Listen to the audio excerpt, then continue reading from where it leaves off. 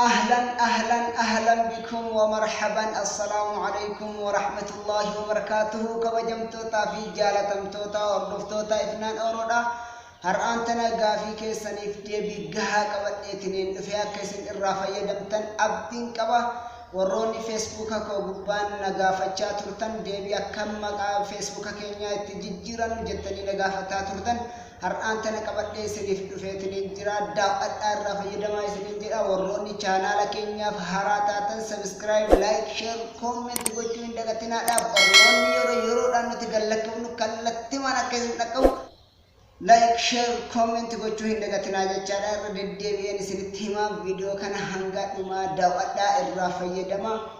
Viidiyichis akka itti aanu kanatti isiniif dhiyaata. Haaluma kana fakkaatuun fuula feesbuukaa keenyaatitti seenna. Kun fuula feesbuukaa keenyaati. Akkuma argaa jirtan haala kanaan nu fida. Yoo nu fidee jire kunoo akkuma argaa jirtan tuqaa sadiin gubbatti mul'attu kana ni dhoofna. Al takka yommuu tuqaafneeti jennu kallattiimaan ittiin geessa tuqaa sadiin tuqaafna. Haala kana yoo tuqaafneetiin jenne ol harkifanna jechaadha.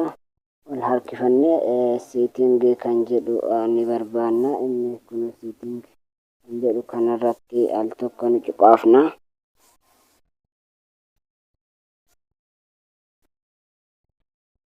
Maqaa feesbuuka keenyaa jijjiiruu feena waan ta'eef akkuma argaa jirtan kunoo personal and account information kan jedhu kana kan dura irratti argamu kana irratti al takka ni tuqaafna.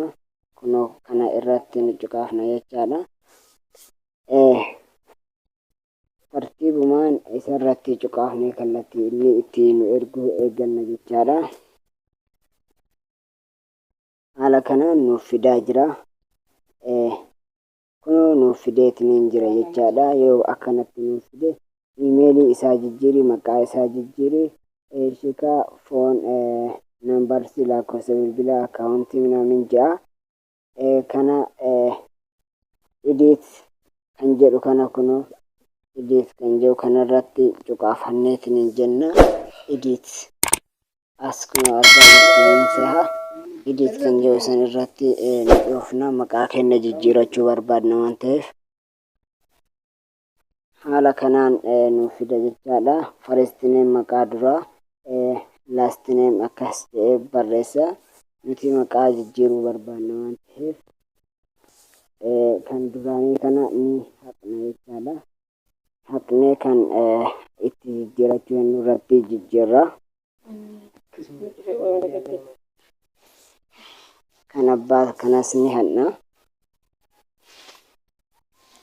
Kan irratti jijjiirachuu barbaadnu san itti guurra jechaadha. Haala kanaan itti guurree yoo jenne kunoo paaswoordii illee wajjin jijjiiri jedha.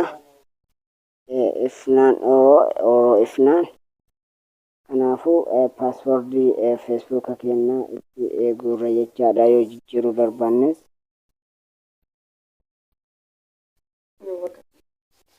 Haala kanaan itti guurree yoo jenne save changes kan jedhu kana irratti ni tuqaafna jechaadha.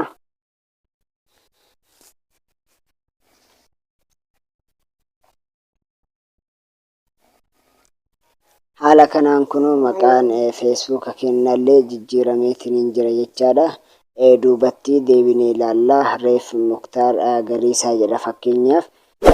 Duubatti deebinee wajjin ilaallaa. Kunoo asirratti jijjiirameetiin jira.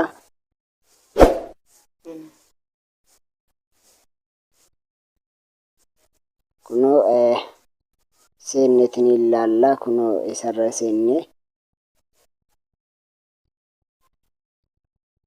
kunoo kallattiimaan maqaan keenyaa ifnaan orootti jijjiirameetiin jira. Maqaan feesbuuka keenyaa jechaadha.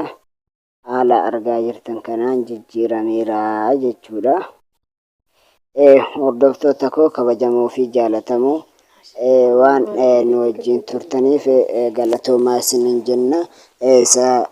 Chaanala keenya subscribe gochuu hin dagatinaadha. Akka barnoonni yeroo yeroodhaan nuti gallakkifnu kallattimaan isin dhaqqabuuf jecha gadi subscribe gochuu hin dagatinaadha. Wassalaamu alaikum warahmatullahi wabarakaatuh. Namoota chaanala keenya hin beekneef warroonni chaanala keenya beektan akka barnoota irraa fayyadaman subscribe godhanii akka barnoota irraa fayyadaman gochuu ni dandeessu. Share godhaa waliif dabarsaa. Barnoonni kun yeroo hunda hin argamu jechaadha. Jajjabaadhaa isiniin jenna. Bye bye.